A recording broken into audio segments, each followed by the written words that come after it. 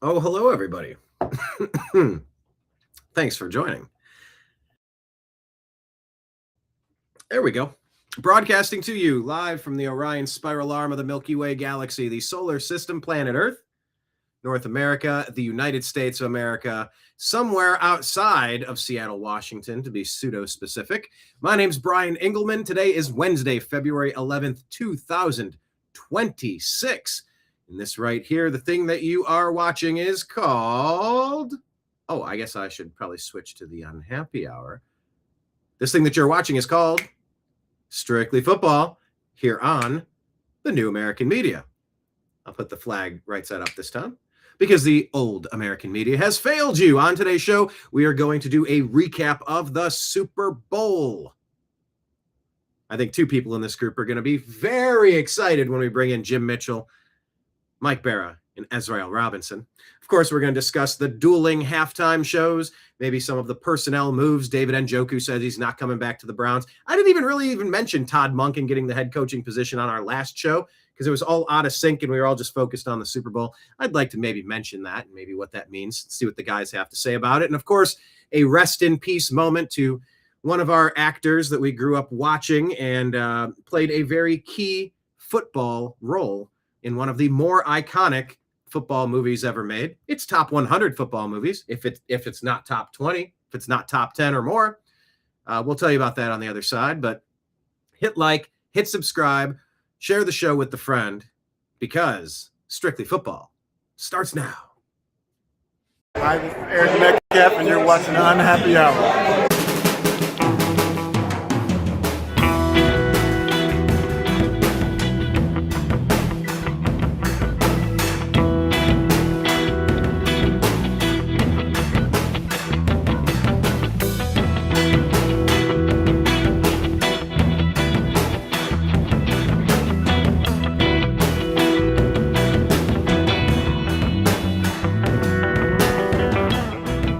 New American Media is proud to present a division of the Unhappy Hour sports show, Strictly Football.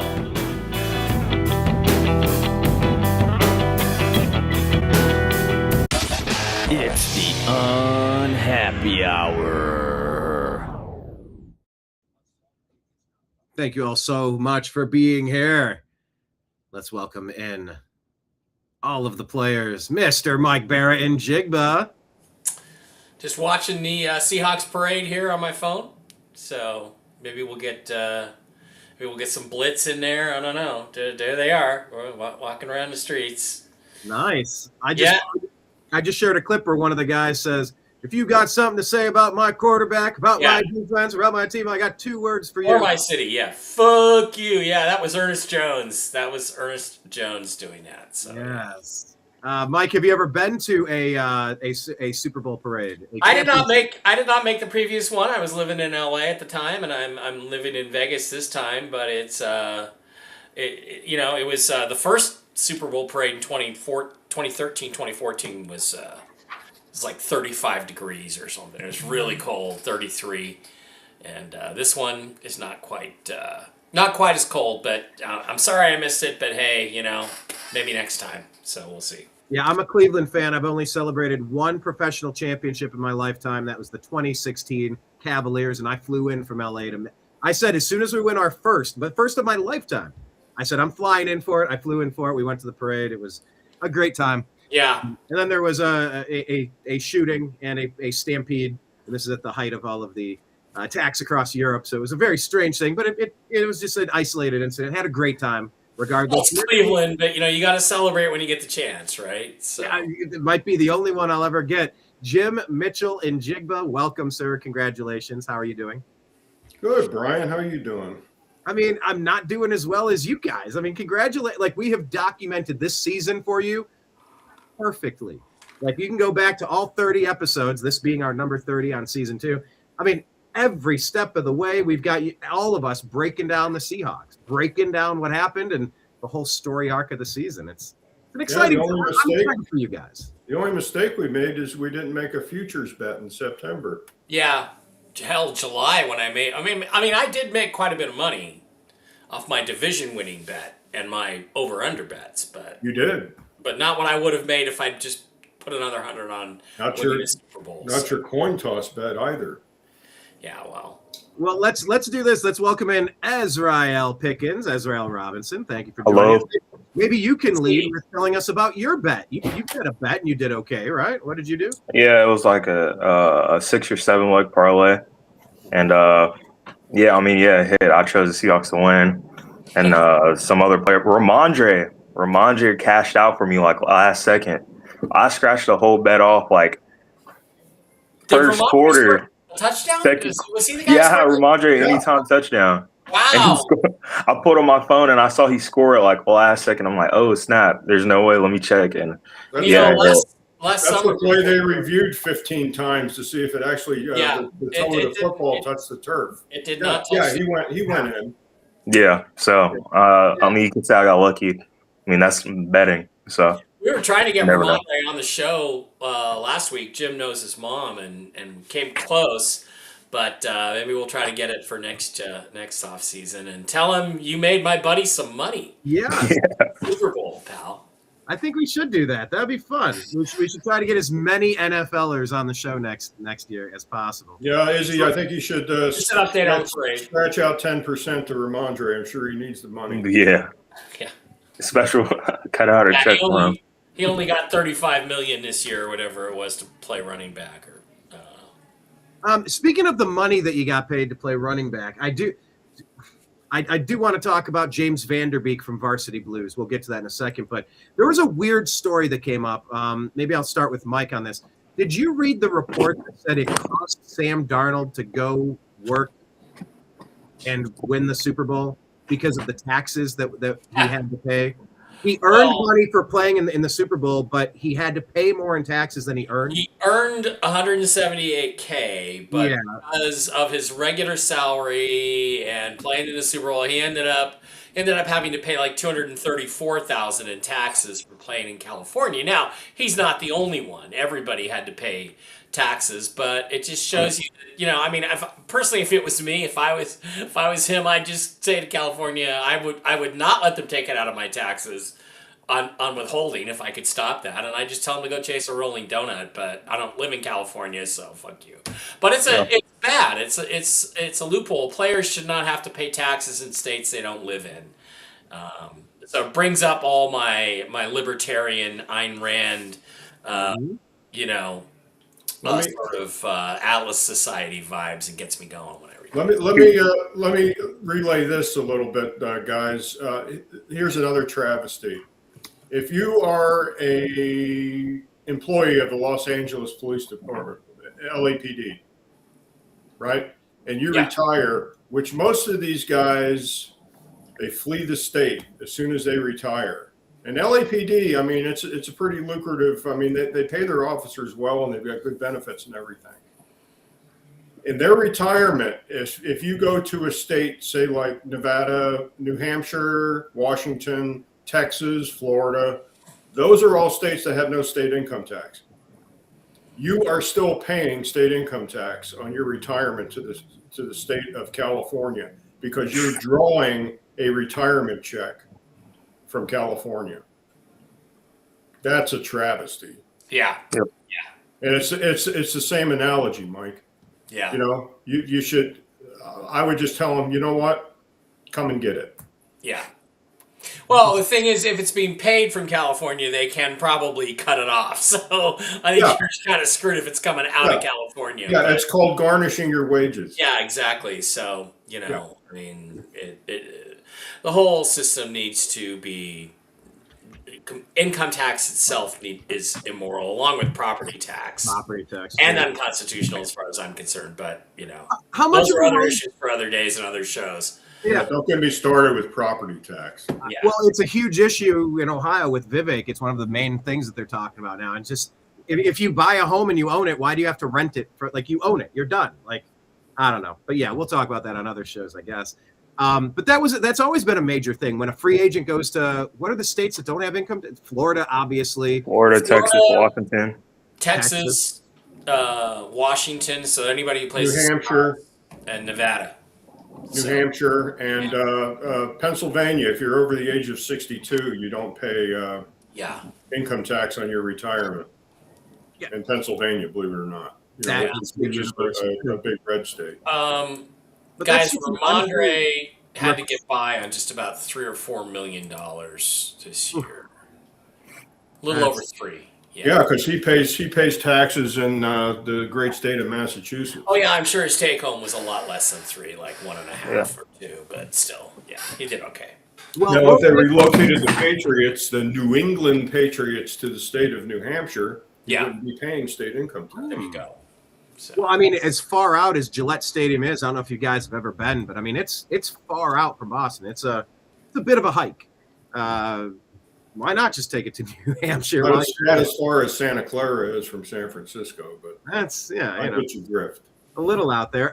Well, I want to get into the game, of course, and then talk about the dueling halftime shows and the nuts and bolts of what happened. But first, I just want to say rest in peace to James Vanderbeek. You know him from Dawson's Creek and, of course, Varsity Blues. He played. Hang on, I had it pulled up here. Yeah, he was Mox. It was a 1999 movie. Jonathan Moxon. And he was the backup quarterback that was thrust into the lead role. And colon cancer took him out. Rest in peace to him and his fans and family, of course. I guess he had 6 kids. I don't know, guys. Mike? Did you Mormon or Catholic? 6 kids. Jeez. Did you figure out what caused it at some point? What was causing the kids? Or how old was he? 40. Was he 40? 40. 48? Wow. Yeah, I think so. Born in Yeah, 70. 40. I think what caused it is you wouldn't think about getting colon screening at that age. Yeah, well, the thing is, 40. look, you don't know how many of these guys took the jab. And that's the first. Whenever I see someone dying young, especially in the last 5 years, you look at the jab. I mean, Hank Aaron, Colin Powell, Marvin Hagler, all these guys.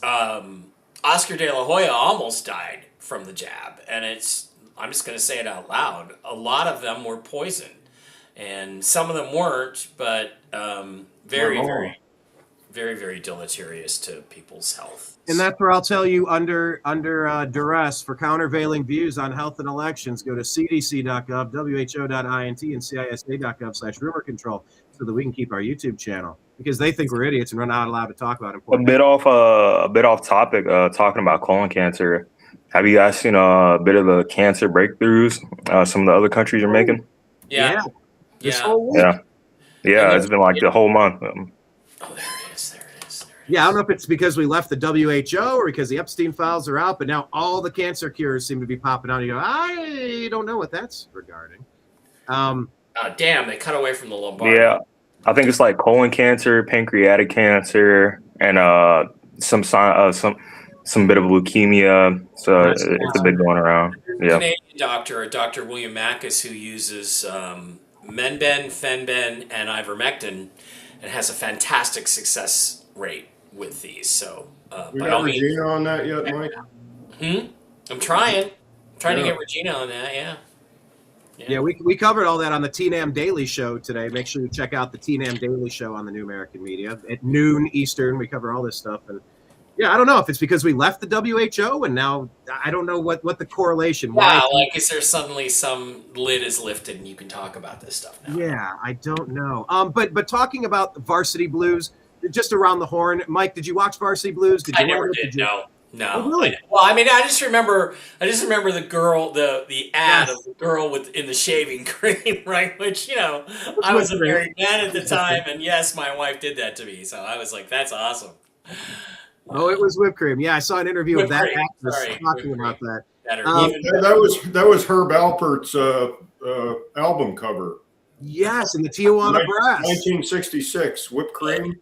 Yeah, there you go. That was the best album cover. Yeah. Jim, did you watch Varsity Blues? Have you ever? It's one of the better football. It's a great football movie. Never did. My favorite football movie is North Dallas 40. That's a good one. That's a good one. And then the original,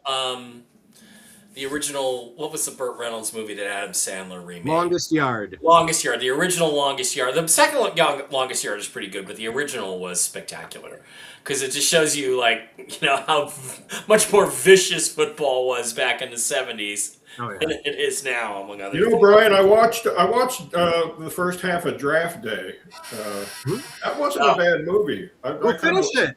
I like the way they did that. God. Yeah, it's all right. Sunny. Until it gets into the actual trading part, and you're like, really?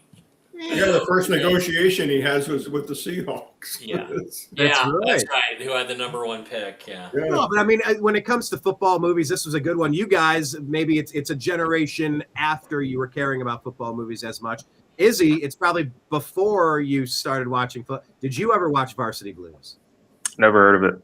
All right. Well, gentlemen, I'm going to put this out to all three of you, and I'm going to put it out to all the viewers. Hit like and subscribe, by the way. It's a 90s football movie. It's pretty good. It's pretty good. Hey, I wanted to share, before we get into the nuts and bolts, Sure. I wanted to share one other thing, which is an ad that I believe was made for the Super Bowl. I'm not sure if it aired, but I came across it, and it features the Beast, Marshawn Lynch. Can I share that, Brian, on the screen? If you pull it up, I will try to.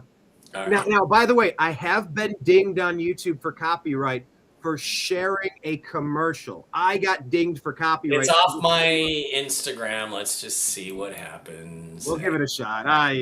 Let's. Are we going to get dinged, Brian, if Mike and I bring Marshawn in as a guest one day? Will he bring his Skittles? All right. Let me get to the story. I like that. That's pretty cool. Can't show anything with NFL. I don't think I saw it. Ooh, last one.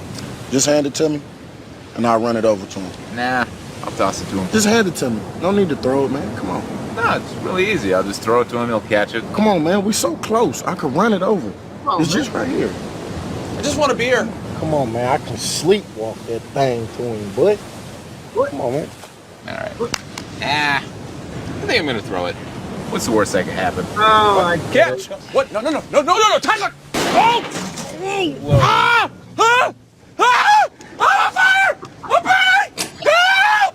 Ah! That's why you run it. I'm burning! Oh! That's why you Fire! Still think it was the right call. All right. I get it. So, by the way, we got 1 million views on my interview with AJ from the Wi-Fi. That's Awesome. your typical white guy, dumb white guy commercial. He's like, no, man, I'll just run it right over to him. No, I'll just run it right to him. No, I think I'm going to throw it. What's the worst that could happen? But I did share something on the TNAM Daily Show last week. It was some friend set someone on fire at their own backyard party, and he just ran around and he got seriously hurt.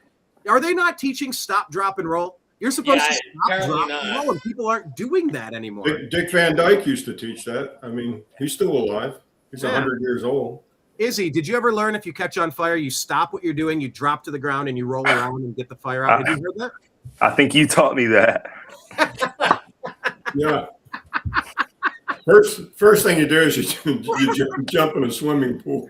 That's fun. Now, Izzy and I probably not a had saltwater pool though. Yeah, you guys remember Richard Pryor? Izzy, you probably don't know who Richard Pryor is, but you should look him up on YouTube and any service you can see some of his concert movies. You should watch him. He's not only hilarious, but he's pretty brilliant. But one of the things he said is when he said, what I noticed, he goes, when you are on fire, people will get out of your way. Get out of your way. Yeah. Mitch Hedberg has a joke. He goes, yeah, man, I was standing at a concert the other day, and the security guy came over and said, hey, man, you got to move. You're blocking the emergency exit. I said, why do I have to move? He said, well, if there's a fire, you'll be blocking the door. Yeah, as if I would stand in front. I forget the punchline to it. But he's like, if you're flammable and have legs, you are never blocking the door. You will run through the door. You're never blocking it.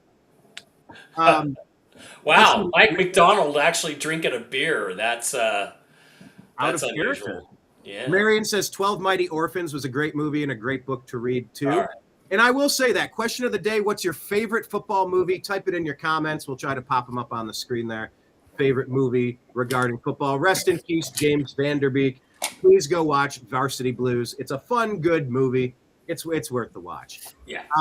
Hey, but before we get to the nuts and bolts again, what do you feel about Kubiak leaving your team now? Is this going to be tough for the repeats? Well, yeah, because I didn't always agree with the play call, but the design of the offense was terrific. and the design of the plays. There were times I thought he should run when he passed, but you disagree with your OC all the time on that.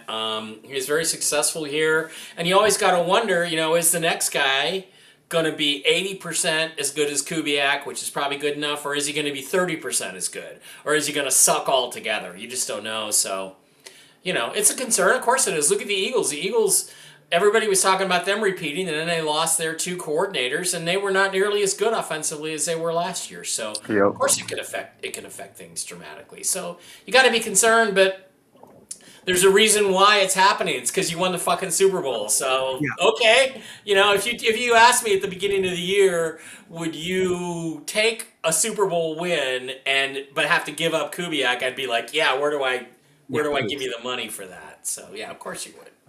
Kenneth agrees. Longest Yard, the original. That's one of his favorite football movies. All right. Well, let's get into it. Let's talk about the game, shall we? You bet what on the coin flip to start the game? I bet tails. It was heads. I had a bet on Hunter Henry, the longest yard, to be the first guy to score a touchdown. That would have paid me $1,300 if Hunter Henry. I was looking at the odds on the first touchdown. I'm like, wow, some of these are crazy. Yeah, so next year maybe put 20 on all of those. Mike's worried about being considered a degenerate, and he bets on the coin toss. Yeah, I was going to bet on a commercial. They had commercials on there. They had commercials on stuff. Like what company do you think is going to get advertised during the Super Bowl? I think that's knowable, though. A lot of that's known. They release a list of who's going to be doing that. I think it's like but it's like mainly during the Super Bowl. They have a list of names. Oh, okay. And then one more thing. There's this one guy. I think this is his 3rd year in a row. I wish I could pull up the Twitter post, but he bet on himself. I think it was like $40,000 to streak. He streaked the field and he cashed out for like $300,000. Yeah, that's what they say, is that the guy bet, like you said, if it's $50,000 that there would be a streaker, and then he had a guy. There was a guy, a decoy. Like a decoy. Yeah. And he jumped over, security rushes to him, and then the guy jumps on the field and streaks. And that's what they're saying, is that he bet $50,000 on there being a streaker, and then he was a streaker, and he ended up collecting. I think he had some stuff like written on him too. I think one of them said like insider trading or something crazy like that. Because he bet on himself, so Well, that was weird because we were watching the game, and it was this weird pause. They came back like they were about to go back to the game, and then they went back to commercials again, and we're like, "What the fuck's going on?" And we later found out it was a streaker, and so good for that guy. Mike had a conspiracy with that glitch in the video. Mike had a conspiracy theory that there was an alternative timeline shift. Well, I will say this: 2 plays later, the Patriots scored a touchdown out of nowhere. So I think that was Ramondre's touchdown, wasn't it? No, that was the first. That was the end of the game, wasn't it? That was to what's his name? Collins, I think. Matt Collins. Yeah, that's when he went down. Marion said, I only saw the half streaker. Was there a full-fledged streaker? No, he was a shirtless dude. Shirtless. Yeah, he wasn't completely taken on there. But if I was the casino, if I hadn't paid out yet, if I was the casino, I would have said, "Well, you're not really a streaker because you weren't naked." So that's what I would have said. You weren't actually a streaker. Yeah, I don't know if man tatas qualify, but how are you going to get naked on the field? Or you have to have one of those rip-off sweatsuits? Rip-off basketball. Yeah, it's been done. Yeah. I feel like I've seen a Naked Gun or some of these movies where they just go and they're completely naked. They're ready for bed. Yeah, but I don't think they make those in real life. Yeah, since it was in Santa Clara, Mike, how much taxes would he have to pay on that payout? Probably quite a bit. Yeah. Or it's San Francisco. Or did he make the bet in a different city or a state? Well, sir, between the fines, the casino suing you, and the state of California, I think he only spent $5,000 on the fine. You owe them money. Yeah. Well, but it's San Francisco. You could just say I was celebrating my pride. I can be as naked as I want to be. I don't know. But I did like that they had he had like a GoPro on. So like you can watch the video of him running on there like it's a video game. I saw it on TikTok. That's the thing. Yeah, he looks over, he sees his decoy jump, and then he jumps over and runs onto the field. Yeah. Wild. I don't know. I thought that was pretty interesting. But the game itself was not very interesting. The game, the whole first quarter, the second quarter, it was a little bit of this. I mean, it was puckered up tighter than a nun, fill in the blank. But it was very tense. A lot of teams do tend to kind of restrain themselves when the big game hits. And I was talking to somebody prior to the game on game day saying, yeah, I'm betting the under because everybody's just so nervous and they don't air it out and they just don't score a lot of points. Yeah. I'll start with Mike. I'll go to Jim and then over to Izzy. But that whole first half, let's talk about it. The Seahawks were getting some yards. Patriots weren't doing much, but they were just resulting in field goals. That's how it felt, Brian. Nervous and edgy. It made me nervous and edgy. I kind of lost my appetite for Regina's delicious food. I just was so nervous because it was only 9-0. And it sucks when you feel like you're dominating and you're only up by a touchdown, less than a touchdown on a field goal. That's nerve-wracking. So I found the whole thing nerve-wracking, but I should have been more relaxed because the Seahawks were in a lot more control than I actually thought they were. Yeah. But it was like that, and it was basically we don't care if we just get field goals. We're just going to take field goals because I think McDonald. I think that they didn't really. I don't think they believed that the Patriots could really score on them if they didn't want them to. And one of their touchdowns was garbage time. The other one was kind of again a fluky thing coming out of a lack of focus by Tariq Woolen. So. It could have been a shutout easily. So it almost was. It was really interesting because they talked about how basically the Seahawks blitzed a lot, but they ran the same blitz basically every time. And I think it was I think it might have been Witherspoon who was the guy that blitzed most of the time on the corner blitz. He said there was a tell that they picked up in the Patriots film that their offensive linemen, they knew when it was a pass and when it was a run based on something about how the offensive linemen set up, and that made it so much easier for them on the defense. But that just shows you again what a ripoff it was that Mike Vrabel is coach of the year and not Mike McDonald, who did such a fantastic job, because that's completely out coaching the other team. I mean, how do you not know? How do you not self-scout and know that your offensive linemen have a tell on whether it's a run or a pass? Because Seahawks knew it, and I don't know. So that just kind of it irritated me that I knew Vrabel was going to win because he's the East Coast guy, and he got totally dominated and outcoached by Mike McDonald, who should have won it. And I'm not going to complain too much about any of the other awards because JSN got his, but that one gets under my skin because nobody did a better job coaching this year than Mike McDonald. They just didn't. He was fabulous. So yeah, well, that is an interesting point about like finding the coaching trends and the tactics. They talked about Jim Harbaugh. Was he cheating? Bill Belichick, was he cheating? Are you picking? And then there's also when the Browns made the playoffs 2 years ago. Hard to believe we actually were a playoff team, but we can be again. I think the Seahawks just proved to us have a dominant defense, solid special teams, and a competent offense, and you can go far. Mm-hmm. But when we played the Houston Texans, they figured there were a couple of tells that their coaching staff figured out. In our passing game with Joe Flacco, with Amari Cooper, we couldn't get anything going. We lit them up in the regular season. Yeah. And when it came to the playoffs, we were not able to get anything against them. And they said that there was like a bit of a tell that the coaches figured that out. I'm going to go up to Jim about the betting trends and how Super Bowls are tight in the whole first half. But I got to acknowledge this comment from Kenneth. If a streaker is sued in court, would that then be a birthday suit? Well played. Well played, Kenneth. A birthday suit instead of a lawsuit. Jim, talk about the first quarter, first half. Yeah, that's. I think the Sean Payton went to school, on the first half of this football game by learning that you win a football game like this, especially a playoff football game, which he lost, was the fact that you kick the field goals instead of going for first down when it's like first and it's 4th and 6. No, you take the points. And we had talked about that Bronco game, and it was against the Patriots, was it not?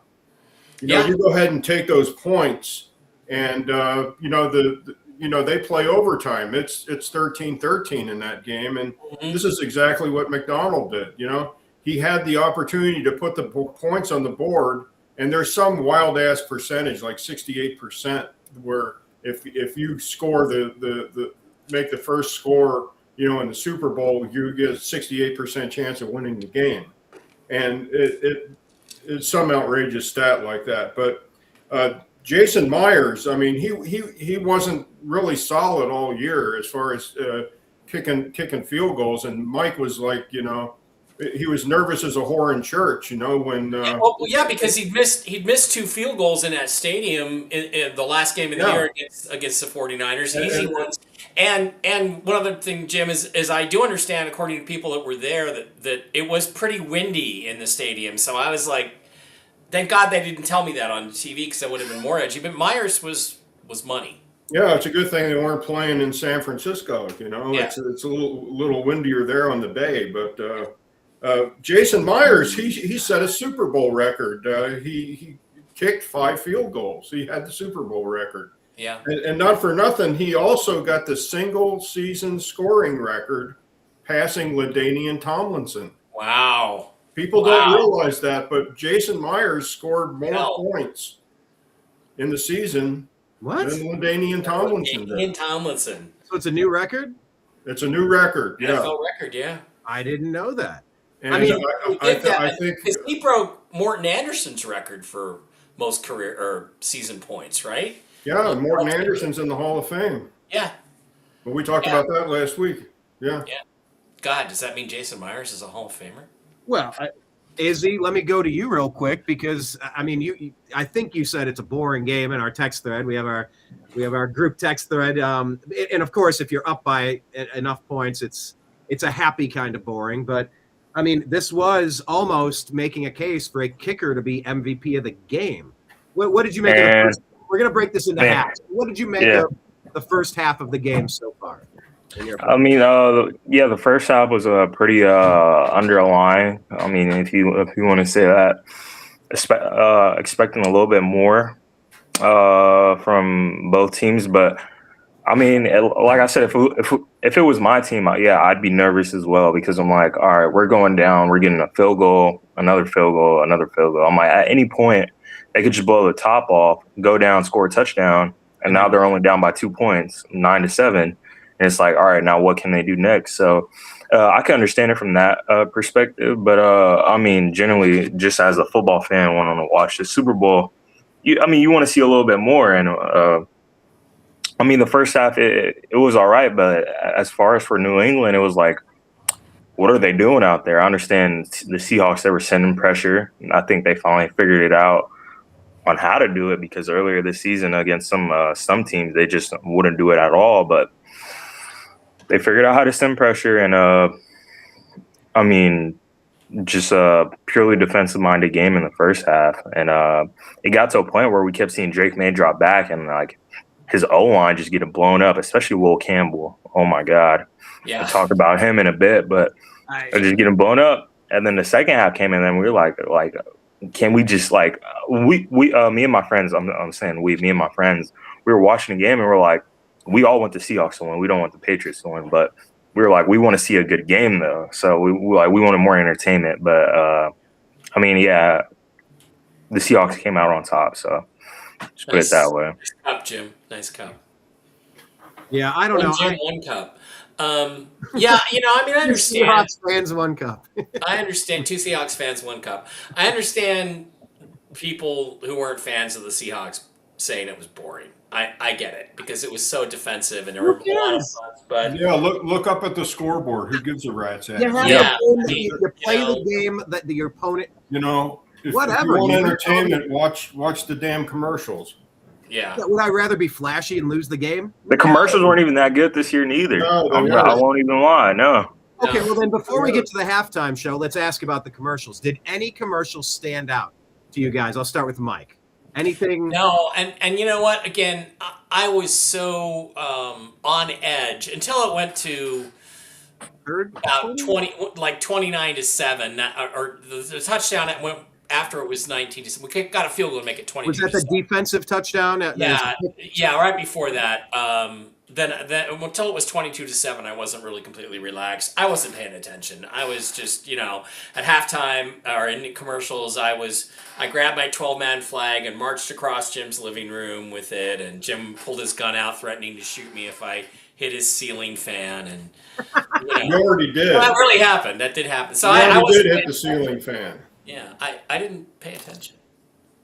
Brian, I got 18-foot ceilings, and he figures out how to hit the ceiling fan. I tapped it. It didn't hit Wait, it. go 18-foot gadget cathedral arms. ceiling, and he hits the ceiling fan. It Go barely gadget tapped. arms. How did you hit the 18-foot ceiling fan? Because his flagpole is 6 feet long.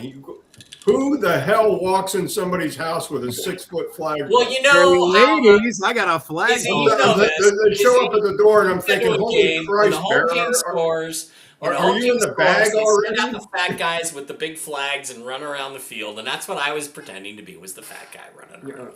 Okay, so I I think got a little over enthusiastic. I think pretend is the operative. Do I word need to here. buy you a new ceiling fan, Jim? Do I need Oh no, to? you didn't kill it. If it was on, you would have destroyed it. Would have been more careful. If it, Jim, any commercials stood out to you throughout the whole game? Oh yeah, all of them. I mean, you can tell who's making these commercials. You know, it's still the the liberal film industry making these commercials. You know, they go out of their way to make the Caucasian guys look as stupid as they can. You know, and that's just the theme of all these commercials. that's true. I mean, admit it. That's what they're there for. You know.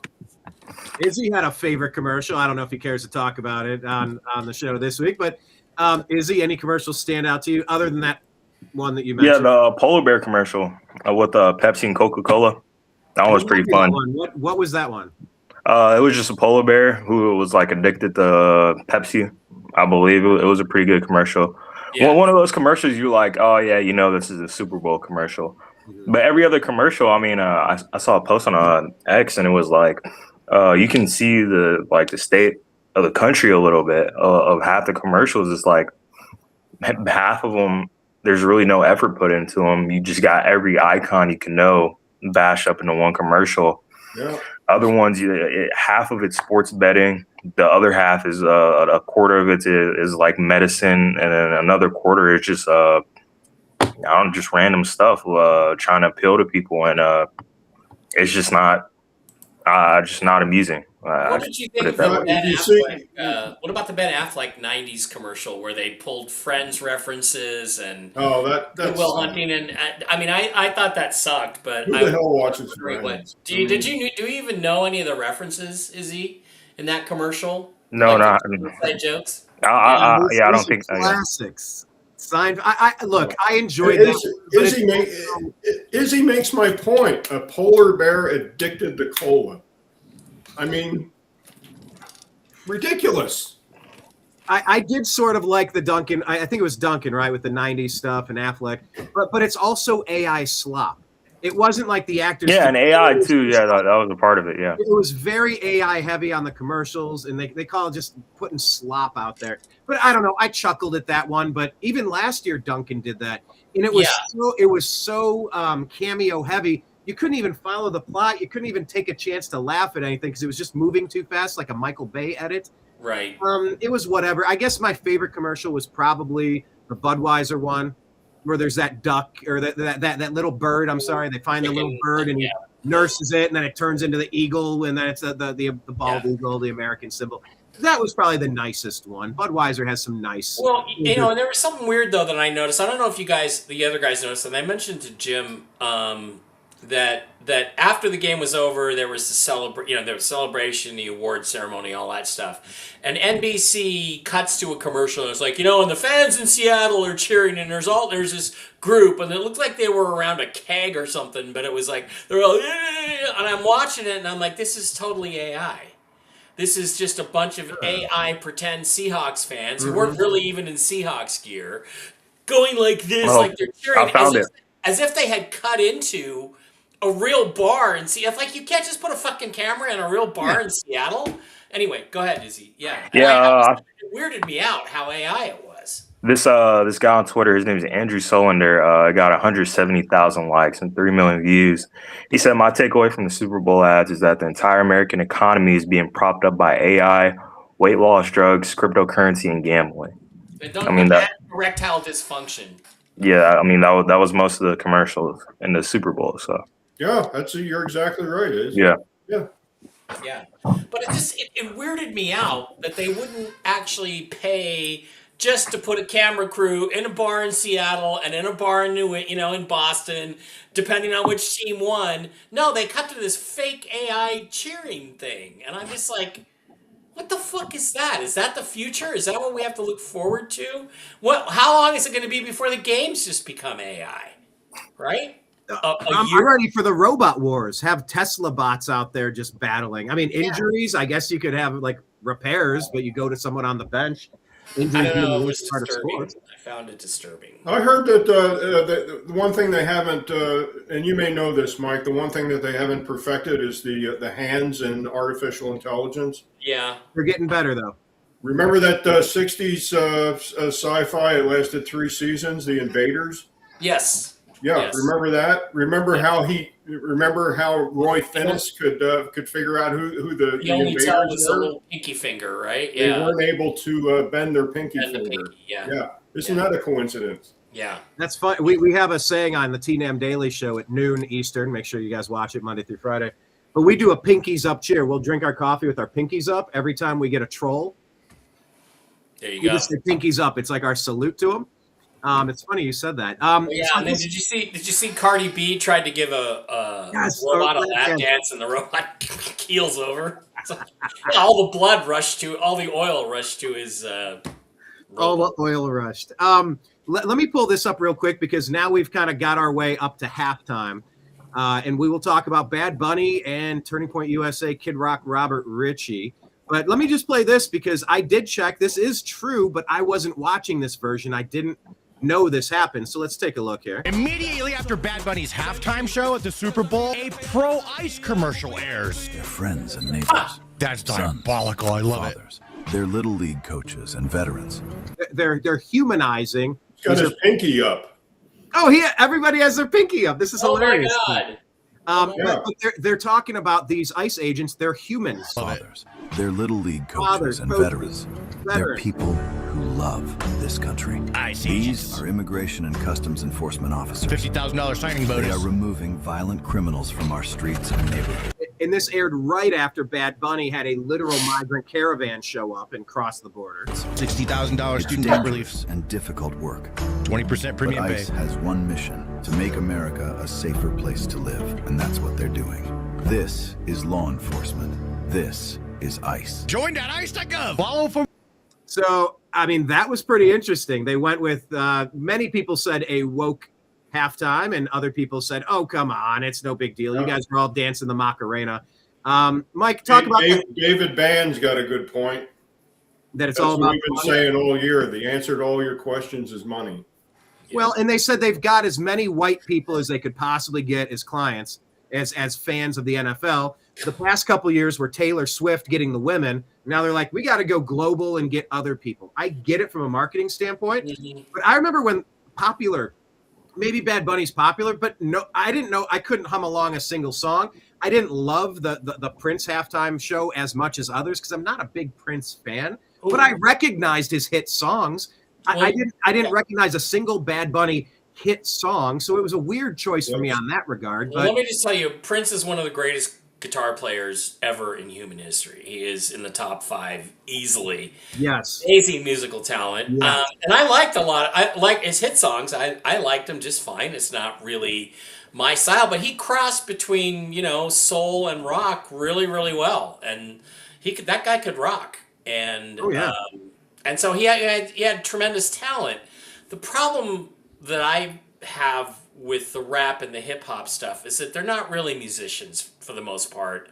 They talk, they don't sing, they don't write their own songs. It's not the same. So I'm just an old guy complaining, And there are a lot of classic rock acts that could have done the Super Bowl that should do it. And I really think it should alternate every year between a modern artist and somebody more old school, because your fan base is half old guys and women and half young people. So you should vary it a little bit. And the thing about it, I did not watch the Bad Bunny thing. It depends on how you calculate the ratings, because they changed the way they calculated them. But the reality is they're down on halftime viewers. The TPUSA thing, which I don't like country music, but if a lot of people do. They siphoned off about 6 million viewers. And so the NFL now has competition. So it's going to be interesting to see in terms of the halftime entertainment, whether that's a shot across the bow. Yeah, you're talking about let's call him who he is, Benito Martinez. Yeah, I don't know. I mean, and again, it seems to me you should have an English speaking act in the American Super Bowl because, Dave Bara, my brother, said it the best. He said this is the biggest prize in sports. It's bigger than the World Cup. It's bigger than the Champions League. It's bigger than the Premier League. It's bigger than Formula One World Championship. This is the biggest single event. And you're right, though, Brian, because when Goodell came in, what they decided is they knew that they got 70% of the male American audience. That was guaranteed, right? And the other 30% of guys are either nerds or gay, and we're never going to get them. So that's when they started marketing to the female audience, which is when you started getting these female sideline reporters, the female hostesses, and you started taking the violence out of the game. I remember about 10 years ago, I heard Roger Goodell going, "I'm committed to getting the violence out of this game." And I'm like, what the fuck? That's what everybody shows up for, is the violence, right? So, and now they probably like pulled as many females into it as they can, and now they want to try to go international, Why do you think people watch NASCAR? For the crashes. They like to watch souped up family cars drive around in circles. I don't know. I love IndyCar. I love drinking Mountain Dew and yeah. So, I don't have much to say about it other than that. If you look at the lyrics translated to English, they're pretty filthy. I do think the halftime should be family entertainment, and it should be an American act, and in English would be ideal too. No. And I would like to see them rotate between a modern act and an old school act. And eventually, though, Mike, he'll get in the Rock and Roll Hall of Fame because they let everybody in. It's not the Rock and Roll Hall of Fame. I'm only down here to let everybody into the Pro Football Hall of Fame these days too. So, President Trump chimed in on that. He was quoted saying the halftime show was absolutely terrible, one of the worst ever. Absolutely terrible. He described it as worst ever. People say. A lot of people say. He called it an affront to a lot of the greatness of America. You're getting better. Sounded like David Childers doing Trump, Mike. Yeah, that's how you do Trump. Is you start with David Hatcher Childress and then put a little Mr. Rogers in there, and it see what I do is I do campaign Trump. I just got you it's a little rumbling, it's a growl. All right. Well, at any rate, but one more thing that he said, other than that it was a bad, the worst ever, an affront to the greatness of America. He complained about the language, dancing, lack of inspiration, but he ended. And by the way, the NFL should immediately replace its ridiculous new kickoff rule. You know what? Yes. The kickoff rule's stupid. Isn't it terrible for the game? Yes. I can't stand it. Move the kickoff back. Force them to come out. Force everyone to return it somewhere. It's like watching grass grow. Oh, it's awful. Look, there have been a lot of returns this year. I don't know that I agree with that. Izzy, I'd like to get you in on this one because I know how Jim feels, but I don't have that much of a problem with this thing, except I do think they ought to put the onside kick rule back too. You don't have to tell anybody you're doing it, and you can change formations and line everybody up on one side if you want to. But I mean, other than that, there were a lot of returns because of the way they did it. And if it helps reduce injuries, I guess I don't have that much of a problem. So the onside kick rule, Mike, I mean, your argument is probably when Sean Payton did it. When the Saints won the Super Bowl. I mean, he surprised the shit out of them, at the beginning of the second half. Yeah. They lined up and kicked it, or did the onside kick, and they recovered it. Yeah. Do you think that they would have recovered it if the other team knew what they were doing? No. I'm voting no. No. So let me go to you. Is what did you make? What did you do for halftime? Did you watch? What did you do at halftime? Yeah, I watched like half the halftime show, and then I went to grab some pizza. Then he peed. Took a piss. So you watched Like every guy in America. Let's go. Time to go piss some of that beer out. I'll tell you what we did. Dave Bara grabbed the remote and turned on the Puppy Bowl. Yeah, which I didn't have a problem with. You know. Yeah, so you watched Bad Bunny. Did you have any thoughts on it? I mean, it's whatever. I don't speak Spanish. Towards the second half, my dad called me, and he was like, "Oh, did you see the flags?" Because supposedly he was mentioning all the Latin American flags, and my mom, she's from Nicaragua, so he was like, "Oh, he saw the Nicaraguan flag or whatever." So yeah. Besides that, no, I just watched the first half, and just to see it, and then just see what it was about, and then we went to go get some pizza. Yeah, down the street. My experience, I went to Rumble to try to stream it onto the. I had difficulties getting it off of Rumble or YouTube from TPUSA to get it up on the screen. Eventually got it. I didn't really know who the country artists were. I wasn't necessarily paying attention. I was watching it, but I didn't recognize those songs either. Country, like you guys were saying, like I don't listen to country very much. But then Kid Rock came on. Bawataba, that's like the intro that he always uses. But it was interesting. Then it went to like cello is like a transition.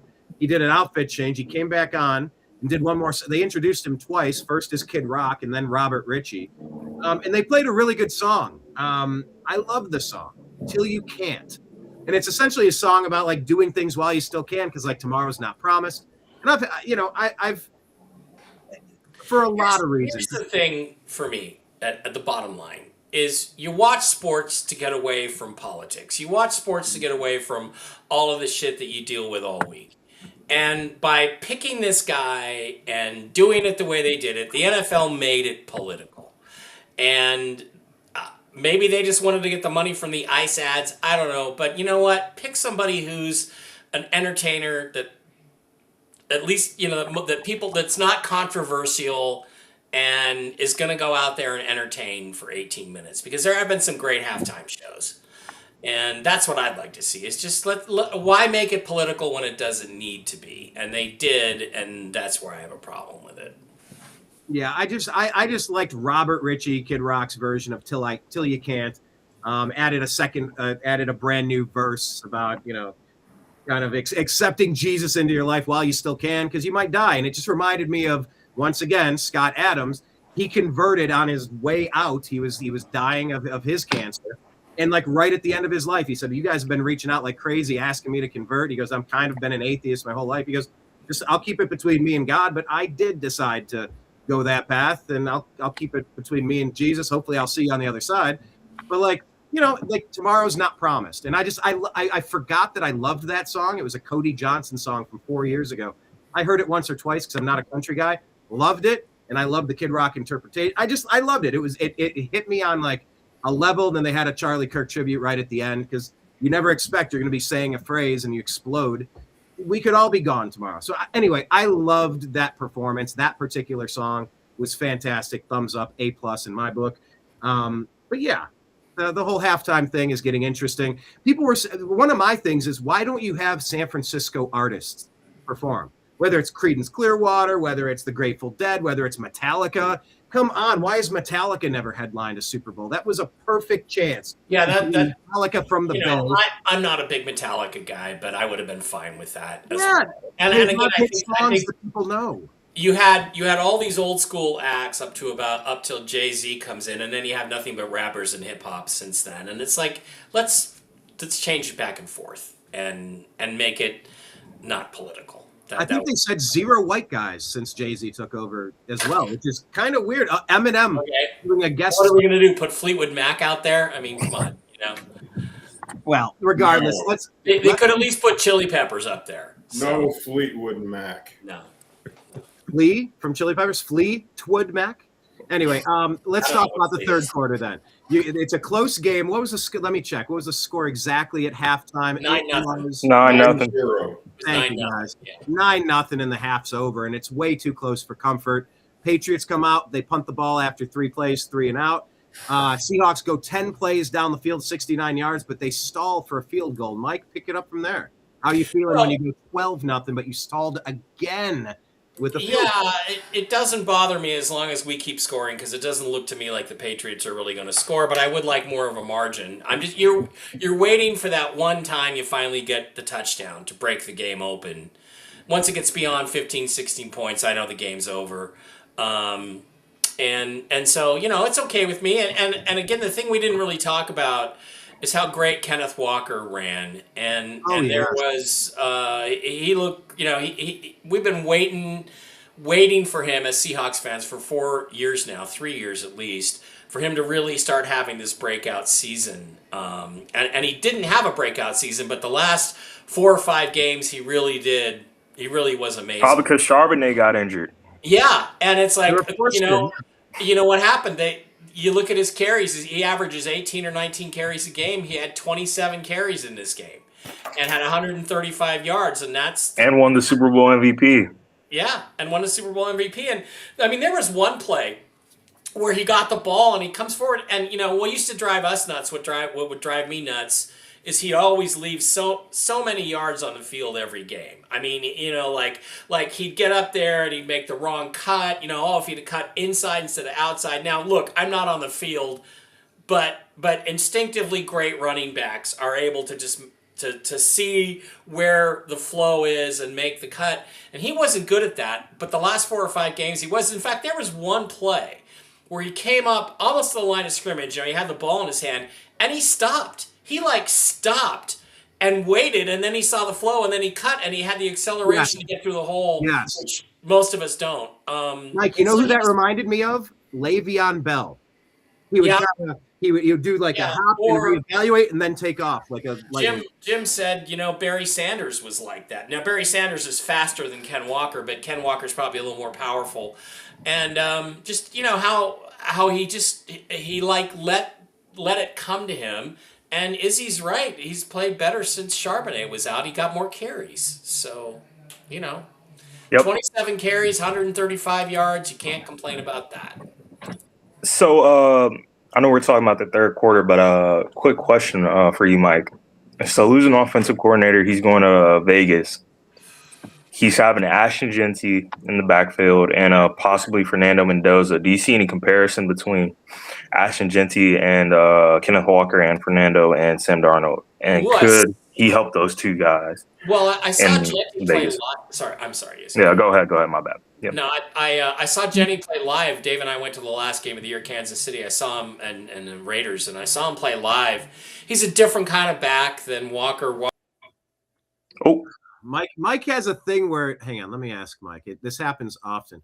Mike, how did your feed drops and immediately bounces back on? Is that your internet connection? What is the? Yeah, it's Cox Cable. Welcome to Cox Cable. Yeah. I can't wait to switch to the Google Fiber next summer. But he's a different style of back, but Kubiak will find a way to make use of him. And I mean, the thing is, the design of the Seahawks offense, like I said, I have no problem with it whatsoever. It's just a question of if you get a good quarterback in there, Kubiak will get the most out of those guys. He's got 2 good tight ends. He's got Michael Mayer and Brock Bowers. Mike Mayer and Brock Bowers. They both have MM and BB. They're terrific players. Jenny's a terrific player. Go get a receiver. I know if the Seahawks let Rashid Shaheed get to free agency, if they let that happen, the Raiders are going to grab him. So I hope it doesn't happen. And Kubiak will make good use of those guys, and it just depends on what quarterback comes in. I mean, there's me personally. I mean, like they should trade back and sign either trade for Mac Jones, sign a quarterback that's like sitting backup somewhere, see what they do, and if they don't do bad, wait till the next QB draft, and then this year they could go out, get a receiver, get some O linemen in the first round, and possibly have another first round pick the next year. So I mean that's how I go about it. But I mean the argument is that a lot of people don't think Mendoza's that good, and if you really don't think he's that good, I could see a guy like Kubiak making really good use of somebody like Mac Jones, because his offensive designs are not based on a running, scrambling quarterback, because Sam Darnold certainly didn't. Nope. Didn't do that. So, yeah. I think Mendoza has the it factor. I watched him in that Penn State game. I watched him spin and get when someone goes when someone goes beast mode. How about that? We'll use a Marshawn reference. When you can go beast mode, iconic mode, I don't know. I don't think you can pass those people up. Those are almost people just touched by the finger of God. Like they're just going to. And the thing is, I don't know for sure that Lamar is off the table for being traded yet either. We don't know that. And Max Crosby, didn't he say? Didn't he tell Tom Brady that he's never playing another game as a Raider? I mean, you could take that. Myles Garrett told the Browns that too. So I mean, a lot of people. That's what they say he told. But I mean, the Browns are different than the Raiders. Kubiak also said the first guy who called him was Max Crosby. So I don't know what that means. But I mean, you could trade number 1 overall and Max Crosby to the Ravens and get Lamar back in 14. I would think. And so you're sitting at 14, like you say, Izzy, you draft an offensive lineman or a wide receiver at 14. Yep. You spend that $100 million on a couple of offensive linemen to try to improve the line, and you get Lamar. Don't kid yourself. I mean, the Raiders could make a big leap next year. Yeah, because he's a smart, modern coach, unlike his predecessor at it's Las Vegas here. So we'll see. Yep. Jim, let me go over to you in that third quarter. What you noticed after they came out for halftime and picked that field goal? Like, what were you taking away in that third quarter as it moved? Going into the third quarter, the Seahawks had 0 penalties going into the third quarter in that game. That was crazy. Yeah, which was real important. Mike and I were, the way Walker was playing, Mike and I had pretty much already cast our vote that Walker was going to get MVP in that game. Yeah. And he did. And just a good stat, Walker was the first running back since Terrell Davis to get MVP in a football game in the Super Bowl. And that was, I think, back in 1999 when he played with Elway. That's why Elway won his last 2 Super Bowls. Because Terrell Davis. Terrell Davis is a running back. It's Terrell, by the way, Jim. Just as it's Tyrod, not Tyrod. It's Terrell, not Terrell. Terrell, and it's Terrell Davis and Terrell Owens. Yeah, Terrell Davis. The same way. But Terrell Davis carried John Elway to those 2 Super Bowls. He literally did on his back. But remember how great all of those running backs were for like 15 years in Denver with that. Here's another thing too. I think only 7 running backs have won Most Valuable Player in the Super Bowl. All 7 are in. Well, 6 of the 7. The first 6 are in the Hall of Fame. So that's what's that stat, Mike? That of all the I believe 7 running backs have now won Super Bowl MVP. And the first 6 are all in the Hall of Fame. Yeah, that's pretty incredible. Yeah, but he's the first running back to be MVP since in 25 years. Terrell Davis. Yeah, Terrell Davis. Yeah. Another interesting thing. Sam Darnold had no turnovers at all in the Super Bowl. Wasn't it the whole postseason? Yeah, it was. Yeah, that's true. Well, the whole postseason, he had 700 yards and 5 touchdowns, no interceptions in the playoffs. Wow. And Minneapolis got rid of him for J.J. And he had 202 yards in the Super Bowl. Now, there were 4 quarterbacks with no turnovers in the Super Bowl in NFL history. Hold on. Wait. 4 quarterbacks only? 4 quarterbacks with no turnovers in the Super Bowl. For winning and losing teams? Yeah. Anybody want to take a stab at who they were? Peyton Manning. Patrick Mahomes. Who? Patrick Mahomes. No, not at all. I'll give you a hint. Troy Aikman. That's your boy. Who won 3 Super Bowls. Steve Young, no turnovers in his Super Bowl. Chargers, yeah. Drew Brees, no turnovers in his Super Bowl with the Saints. And number 4 is Sam Darnold. Well, and Sam Darnold had no turnovers in the entire postseason, which has never been done before. Right. No fumbles, no interceptions. So, no interceptions. Rip on Sam all you want. Apparently, there's some Seahawks wearing a T-shirt today that was like an illustration of Sam Darnold smoking his cigar and flipping everybody off. Well, they may make some references, Sam Darnold, to everybody here who's old enough to remember the '85 Bears. No one ever talks about Jim McMahon. All they talk about is the Bears defense and Buddy Ryan, being the coach of the Chicago Bears.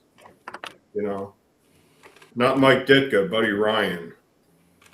By the way, 8 running backs won Super Bowl MVP. Larry Zonka, Franco Harris, John Riggins, Marcus Allen, Otis Anderson, Emmitt Smith, Terrell Davis, and Kenneth Walker. And it was 8. It's 8, not 7. And Walker is the 8th, and the first 7 guys are all in the Hall of Fame. Yeah, but the last one to do it was Terrell Davis. Well, I know. Yeah. Yes, I agree with that, Jim. Yeah. Izzy, let me ask you this question. David says the Super Bowl was really between the Seahawks and the Rams. I think I heard you say something like that on last week's show. I mean, these were the 2 best teams, obviously. I was going to curse for the first time on the show, or second, I don't know, but yeah, I mean, duh. I mean, as much as you want to say it, Drake May and the Patriots, like they call him like the Drake May, Drake the Schedule May. I mean, all the teams he played against, the backup quarterbacks he played against, and even in the AFC Championship, he played up against a backup quarterback. It shows a level of competition and the difference between the 2 teams. The Seahawks played in the hardest division this year. 3 teams won 10 games in the NFC West. They played against the Rams 3 times this year, and of course, they came out on top in the NFC Championship, but it just shows the level of competition compared to the 2 teams. I think anyone with a brain who watched both teams play and see the strength of schedule and the opponents they played, I mean, it's pretty obvious who's going to come out on top. And that's why I said put the house on the Seahawks, no matter what. Yeah, and you were right. That's simple. Right. And the thing is, there were people who said, "Oh, the Patriots, they're." How do you argue with it? They're 17-3 coming in. They're great, and the other argument is that they haven't fought anybody, they haven't played anybody, and there was a great light heavyweight champion, Bob Foster, in the late 1970s. He fought Muhammad Ali and Joe Frazier also, and he was fighting a white kid named Mike Quarry. Well, Mike Quarry was 40-0. At one point, and there were people saying, "Oh, well, Mike Quarry is going to beat Bob Foster." And they asked Foster, "Well, why do you think?" Foster said, "Oh, he's no good. I'm gonna knock him out." And they said, asked him, "Well, why do you? Well, how is he 40-0 then?" And he said, "Because he hasn't fought anybody." So this is just want to share this, Brian. This is what happened when Bob Foster fought Mike Quarry, Mr. 40-0. Here we go. I don't think Foster liked it. Might get us on the audio. But there he goes down. Because it wasn't. Left hook. That's the best one-punch knockout I think I ever saw. I did watch that recently. Did you show that recently? I just watched it. Yeah, I've showed it before. That was Jerry. Jerry Quarry was his older brother.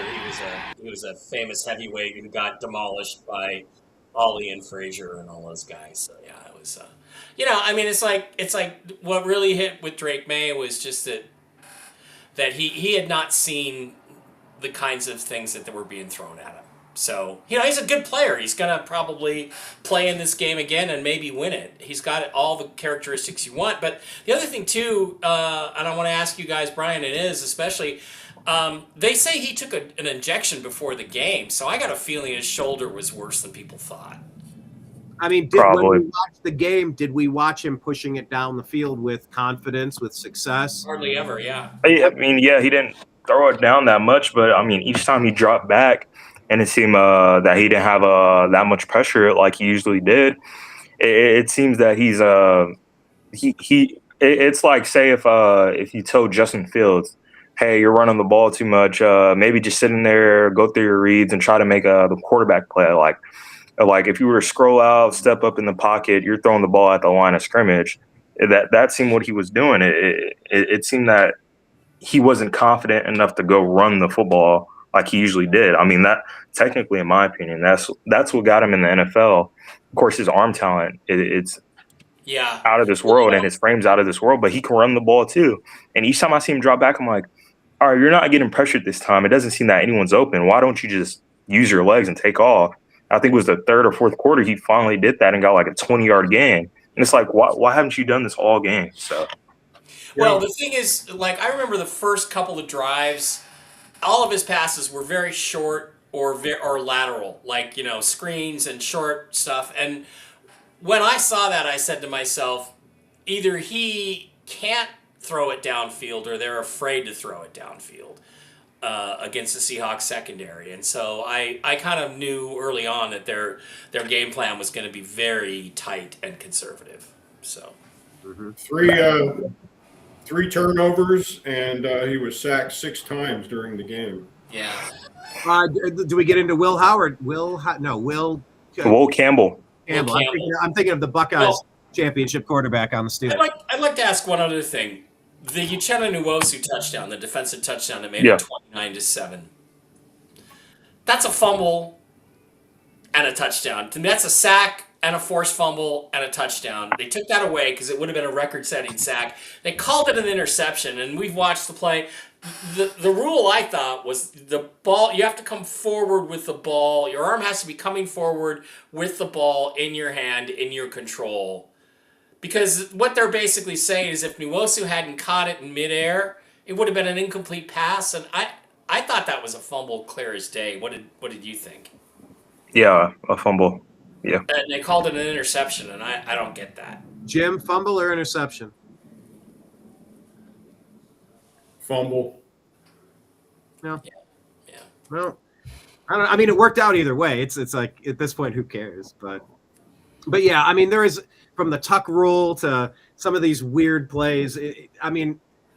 I watched an interview with Joe Flacco. I think it was on Media Row for Super Bowl week, and he was talking about how they've taken the violence out of the game and how if you get slapped in the head, that shouldn't deter. Like, these are massive game-changing 15-yard penalties, first down on third. Flacco is just like, this is not what the game is supposed to be being taken. I'd say the refs were pretty lenient this game. I won't lie. And wasn't there a part where Stephon Diggs had like a little altercation with a Seahawks player? Seahawks player threw like a slap or a punch at him, and the ref saw it clear as day, no flag. So I think that's right where the Seahawks, where Tariq Woolen again lost focus and got burned for a touchdown 2 plays later. I don't understand how that happened. Is the dude ran a 4.3 and he's 6'4". I don't understand how he just gets the ball thrown over him, but he sucks. It's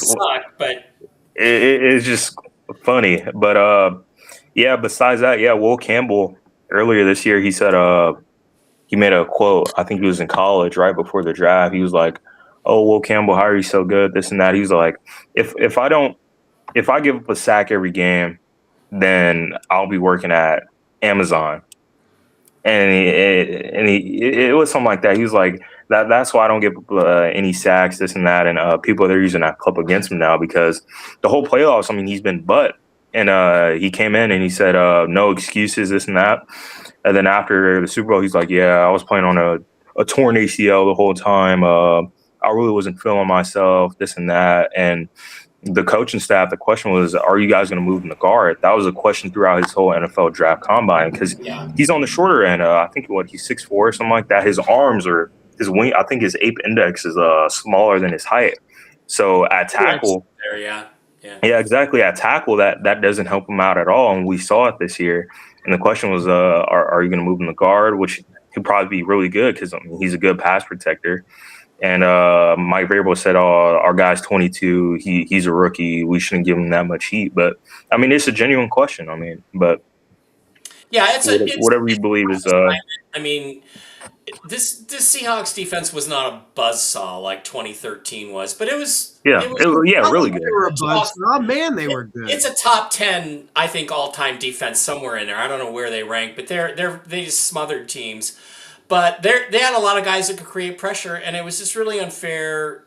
The criticism of Campbell is kind of unfair, I think. And yeah, a little bit. I mean, he is a rookie. He is a rookie. Yeah. I mean, he shouldn't have those crazy high expectations as a rookie, but yeah. You know, I mean, if you look at somebody like Byron Murphy, the defensive tackle for the Seahawks, he was absolute shit garbage as a I rookie. remember that. And but you know, he was playing with a bad hamstring, and I think that now looking back on it, McDonald's coaching and probably the fact that he was healthy this year gave him that little extra quickness. I mean, he was a wrecking ball out there. He was really hard for people to handle. Right up in that Super Bowl game, he's a guy that I was very critical of and played fantastic. So players can improve, right? Players can get better, and Development. I Yep. think it's I think Campbell's taken more heat than he deserved. I mean, he got taken advantage of. But did you see when Riley Mills, the backup, the 4th-round pick from Notre Dame, shoves the center right back into Drake May and tackles them both? Yeah, I mean, one arm. that's just That's stuff that happens in Madden. Like I'll play Madden and the person comes through one arm and grabs him. That's an offensive lineman who hasn't spent enough time in their weight room. You know, but having played defensive end, I got to say a lot of this is setting the guy up. You can do a stunt and you do an X out. You'll take your tight end or your tackle and you go hit their outer shoulder and you drive them out so your inside backer can go in on a stunt. You can do a dart in, which collapses and it allows the open end to be left open. You get them and then you go in, you hook them with the elbow and spin. Izzy, I know I've shown you this hook move, spin move 100 times, but you trick them, you hook them, you spin, and you're wide open. Then when they're confused, is he going left? Is he going to flip? Then when that happens, you get inside their head and you just give them a bull rush. They're looking left and right and they're flat-footed and you just get to crush them. Some of that is set up from the many previous downs, previous plays throughout the course of the game. So, yeah, I mean, I just saw a guy that got worked on that play. But it was great defense. You know, like I don't know that he sucks any more than it was great defense stopping him. So, and one player who I do believe showed up that day for work, ready for his contract extension, hopefully with the franchise next year, Christian Gonzalez. I mean, he played tremendous. If the Seahawks were to find any kind of way to win, I mean, he probably would have won Super Bowl MVP for that side. He had 5 pass breakups that game, 3 that were possible touchdowns. Yeah. One towards the end of the second quarter, JSN ran like a deep slant, mid post, whatever you want to call it. He just came in and two-handed batted down, almost intercepted if he kept his hands on it. And then another one with Shaheed full stride. He just full extension, one hand and batted it. He made those plays. You give him credit, but both of those balls were underthrown, and they were both touchdowns. And I know. Okay, yeah, the JSN one was a little bit underthrown. Jason had to stop. Those would have been touchdowns because they were poor throws by Sam, and who did not have a great game, but had a good enough game. And you know he was beat on both of those, but great. You know, there's plenty of times when Richard Sherman looked beat and caught back up to the play. So I mean, yeah, he's a tall, speedy, lanky guy that can do that. So. He's a good player. I'd love we're to have him. We're talking about the quarterback play, Jim, and we're going to wrap this up here in a moment. But Sam Darnold, out of the quarterback class of Baker Mayfield, Sam Darnold, Josh Allen, and Lamar Jackson, I don't know that anybody would have suspected Sam Darnold gets the first championship, but here we are. No, that would by that. Yeah, if there was such a thing as a futures bet on that, I mean, that would have been a huge payout. That would have been a 60-1 payout. And I asked Mike on social media. He replied, but I want to get your thoughts. Who do you think will be the next quarterback, not named Sam Darnold, from that quarterback class to get a Super Bowl championship? Baker Mayfield, Josh Allen, Lamar Jackson. If any. Josh. You got to go with Josh Allen because I'm taking Lamar. That organization is. I think they're going to. You know, they're in the middle of retooling the Buffalo Bills. You know, they started at the top with the head coach. And, you know, Josh Allen is I don't think he is snake bit in the playoffs, but I don't think it's his fault. You know, it's of no fault of his. It's the scheme of the game and the way that game is played.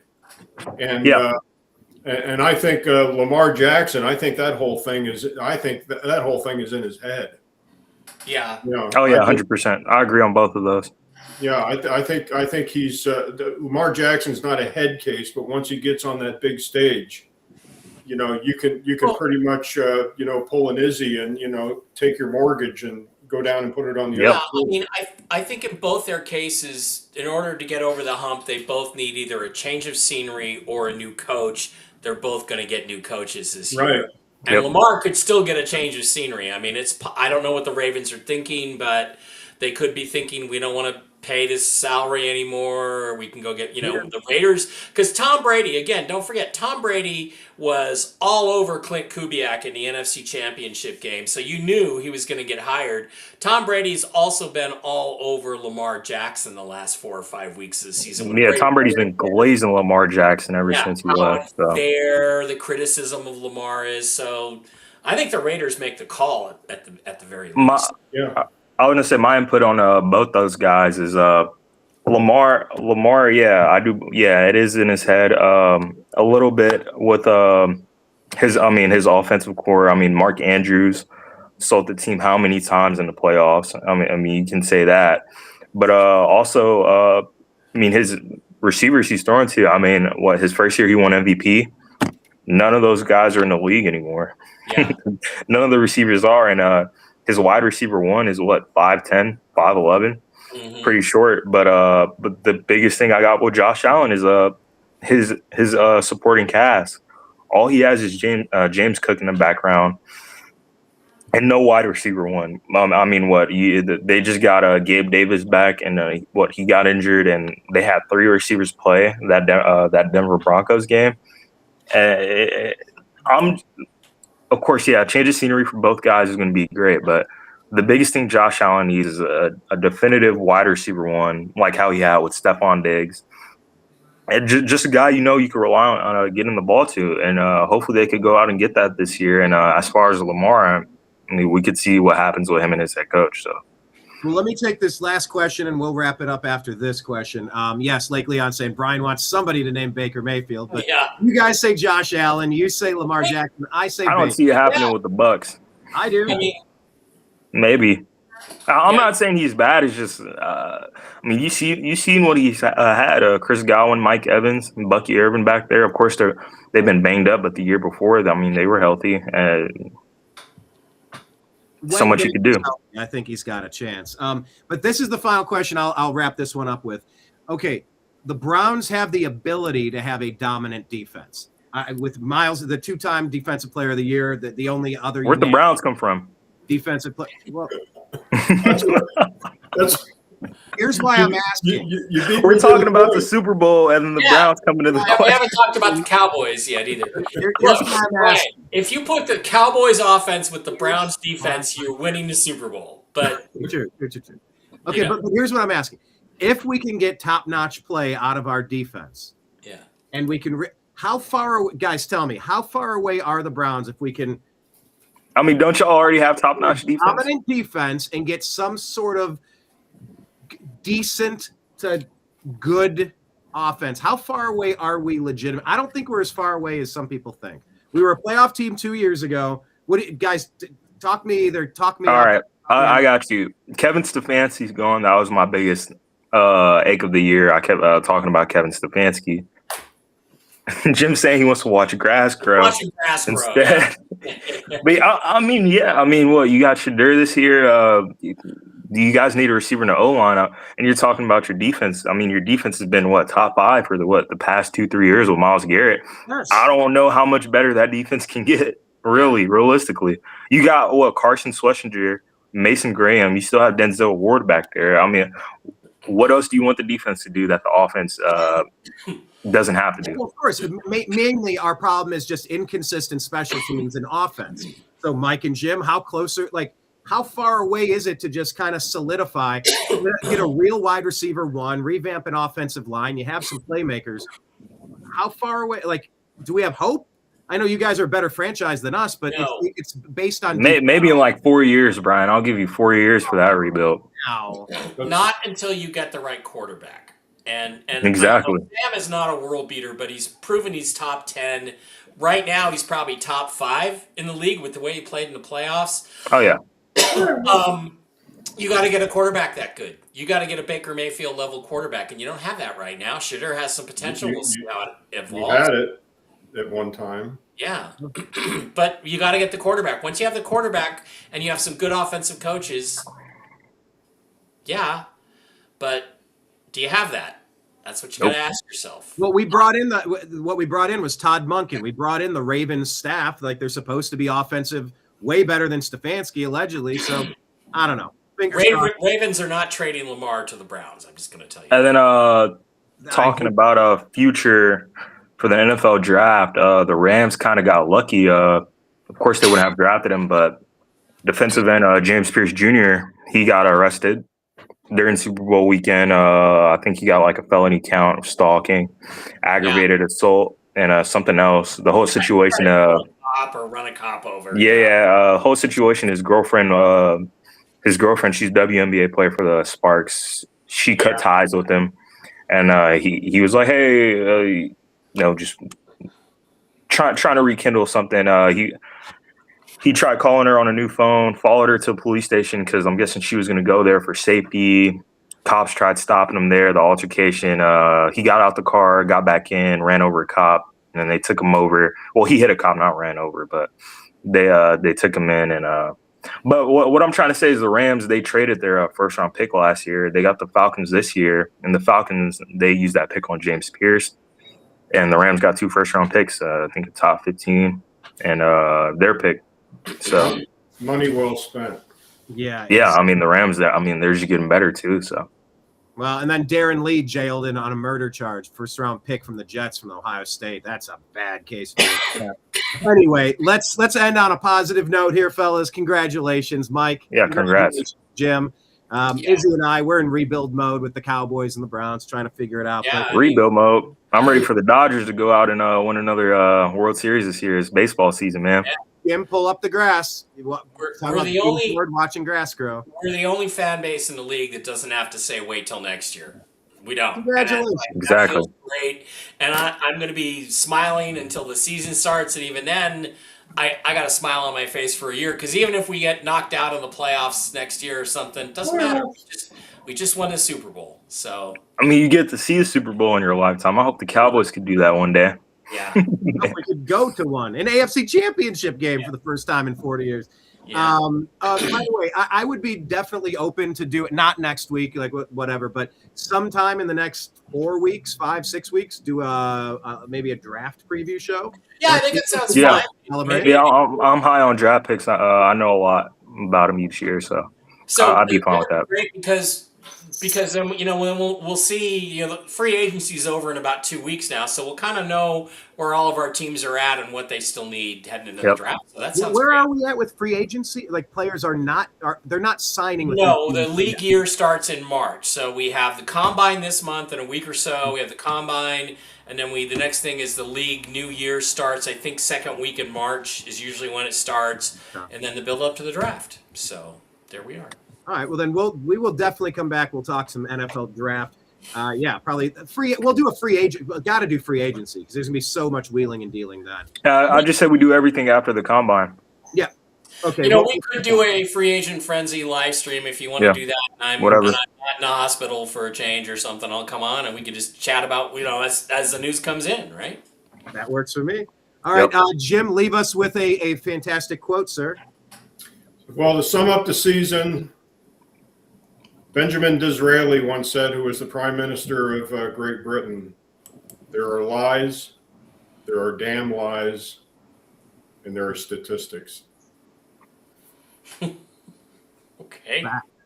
And you are the mathematical man. Jim has been giving us statistics. All of the NFL betting trends this year and last, so make sure you stay tuned for Strictly Football as we continue post-Super Bowl. Congratulations, fellas. But yeah, by the way, make sure Mike, have you been doing Toxically Masculine Tuesday? I've been sick the last 2. Yesterday, I had to go to the dentist. I had to be sedated, and I was a zombie, so there was no way I could host it. And the previous week, I was not feeling well. So okay. Normally, everybody check out Toxically Masculine Tuesday. Yeah, and then tonight, I'm scheduled to be on Whiskey and Wisdom tonight with the original Mark Z on his channel at about 5 Pacific, but we'll see.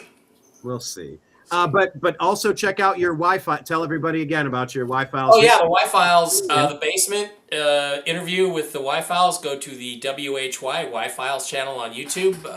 5.5 million subscribers and 1 million views so far, and that's really fucking exciting. So hopefully I'll get some more gigs out of this. We'll see. Absolutely. Izzy had a fun time watching. Izzy, tell people what they're going to tune into. Give a quick advertisement. You're going to tune into a whole new world. That's what you're going to tune into. So a whole new watch world. it, and you'll find out. If you don't learn from history, you're doomed to repeat. Exactly. All right, fellas, thank you so much for being here. We'll be back around combine time so we can do free agent frenzy, and then our not too early. It's probably right about time to see some wheeling and dealing with the draft picks coming up. So stay tuned on Strictly Football as we continue and follow the New American Media in all of the places. Thank you, everybody, for a great season. Signing out on behalf of everybody out there in the TNAM universe. I appreciate you. I love you. We'll talk to you again soon. Take care, everybody. Yep, peace. Deuces. Hi, this is Eric Metcalf, and you're watching Unhappy Hour.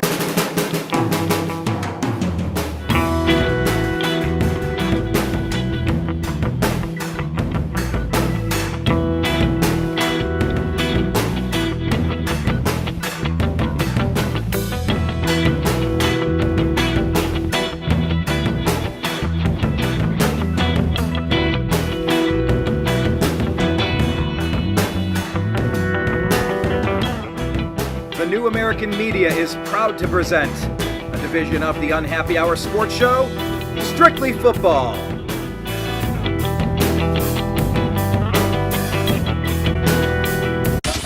It's the